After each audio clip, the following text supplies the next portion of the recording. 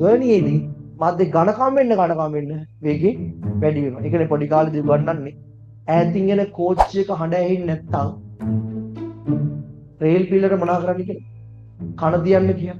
පොඩි කාලේ උදාහරණයකට කියනවනේ අපි ඔය. ඈතින් එන කෝච්චි එක හඬ ඇහෙන්නේ නැත්තම්.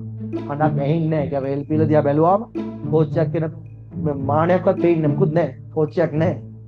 ඒක පේන්නේ නැත්තම් රේල් පිල්ලට කන තියෙනවා. එහෙම තිබ්බාම හඬ රේල් පිල්ල දිගේ එන වේගෙන් එනවා.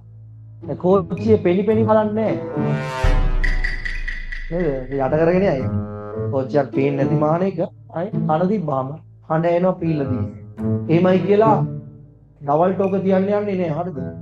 රයිට්. දවල්ට යකඩ පිල්ල රත් වෙලා තියෙන කනේ පපඩම වගේ හරිද? රයිට්. ඒකින්ද මේ එහෙම කරන්නේ හරිද? මට මතක් ඉන්නේ අපි ඉස්සර පන්ති ගියපු කාලේ අපේ සර්ලත් කොහොම කිව්වා.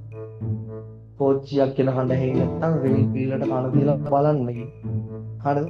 අපි පන්ති ගිහපු කෝච්චි එක කිව්ව හින්දා තිබ්බා. කන පිච්චුණා ඊට පස්සේ.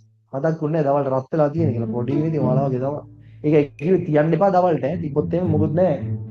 කන දැකුම් කළු වෙලා කන කළු වෙලා යයි ඊළඟට.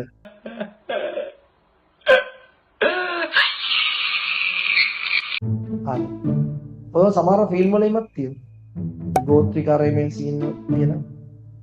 කොංගෝ වනාන්තරය ආශ්‍රිතව ඇමසන් වනාන්තරය ආශ්‍රිතව ෆිල්ම් එකක් බැලුවොත් ඒ වනාන්තරයට කවුරු හරි ඔය මොකක් හරි ව්‍යාපාරික කියලා මොනවාරි වටින දෙයක් කරගම් කරන්න එනකොට ගෝත්‍රිකයෝ මුලින්ම අර වාහනේ අඬන්නේ පොළවට කන තියෙනවා.